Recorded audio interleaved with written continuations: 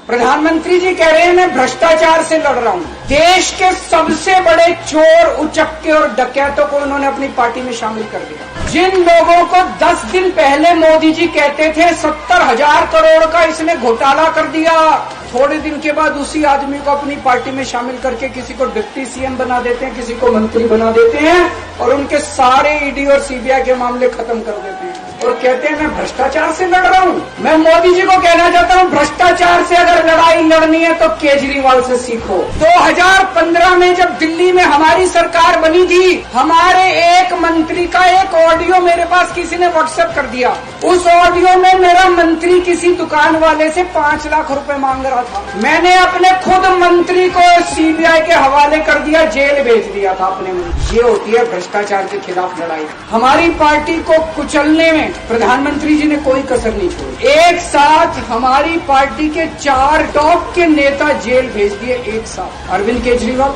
मनीष सिसोदिया, संजय सिंह, सत्येंद्र जैन। बड़ी बड़ी पार्टियों के अगर 4 टॉप के नेता जेल चले जाएं, पार्टी खत्म हो जाती है। लेकिन ये पार्टी नहीं है, ये एक सोच है। जितना ये खत्म करना चाहते हैं उतना ये बढ़ती जाती है। मोदी जी से जो भी मिलने जाता है, सबसे पहले वो केजरीवाल की और आम आदमी पार्टी की 10 से 15 मिनट बात करते हैं। उनको कहते हैं कि आने वाले समय के अंदर आम आदमी पार्टी ही देश को भविष्य देने वाली है। इसीलिए वो चाहते हैं कि आज ही आम आदमी पार्टी को बढ़ने से रोका जाए, इनको कुचल दिया जाए। ये तानाशाही है। 75 साल के अंदर इस कदर किसी पार्टी को और उसके नेताओं को प्रताड़ित नहीं किया गया जिस तरह से प्रधानमंत्री मोदी जी ने आम आदमी पार्टी को प्रताड़ित करने की कोशिश की। केजरीवाल को क्यों गिरफ्तार किया? केजरीवाल को गिरफ्तार करके उन्होंने एक मैसेज दिया है सारे देश को कि अगर मैं केजरीवाल को गिरफ्तार कर सकता हूं तो किसी को भी गिरफ्तार कर सकता हूं। एक बेहद खतरनाक मिशन चालू किया हुआ है प्रधानमंत्री जी ने, बहुत ही खतरनाक।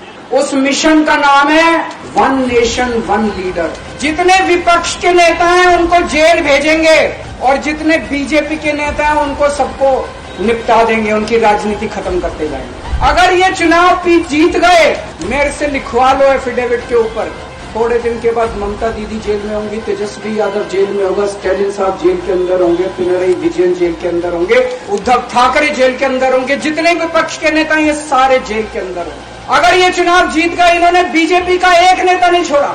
आडवाणी जी की राजनीति खत्म कर दी इन्होंने, मुरली मनोहर जोशी की राजनीति खत्म कर दी, सुमित्रा महाजन की, शिवराज सिंह चौहान जिसने मध्य प्रदेश का चुनाव जीत के दिया इन लोगों ने, शिवराज सिंह चौहान ने उसको मुख्यमंत्री ने बनाया, उसकी राजनीति खत्म कर दी। वसुंधरा राजे की राजनीति खत्म कर दी इन्होंने, खट्टर साहब की राजनीति खत्म कर दी, डॉक्टर रमन सिंह की राजनीति खत्म कर दी। अब अगला किसका नंबर है? योगी आदित्यनाथ की राजनीति खत्म करेंगे, उनको भी निपटा देंगे।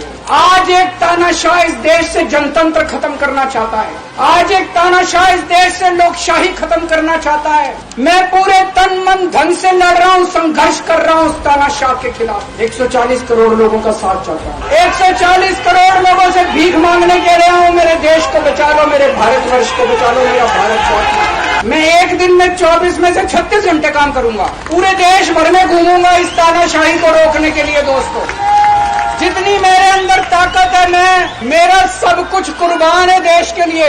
मेरा तन मन धन सब कुछ कुर्बान है मेरे देश के लिए। मेरे खून का एक एक कतरा मेरे देश के लिए, मेरे शरीर का एक एक कतरा, मेरी जिंदगी का एक एक पल मेरे देश के लिए। मेरे देश को बचाने के लिए मैं पूरे देश में जाऊंगा। दोस्तों, मेरा अपना आकलन है कि 4 जून के बाद इनकी सरकार नहीं बन रही, मोदी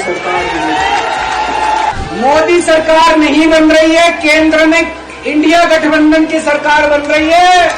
आम आदमी पार्टी उस सरकार का हिस्सा होगी। दिल्ली को पूर्ण राज्य दिलाएंगे।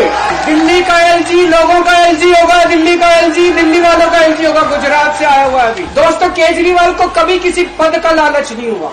मैं आप मंत्री, मुख्यमंत्री, प्रधानमंत्री ये सब बनने नहीं आया।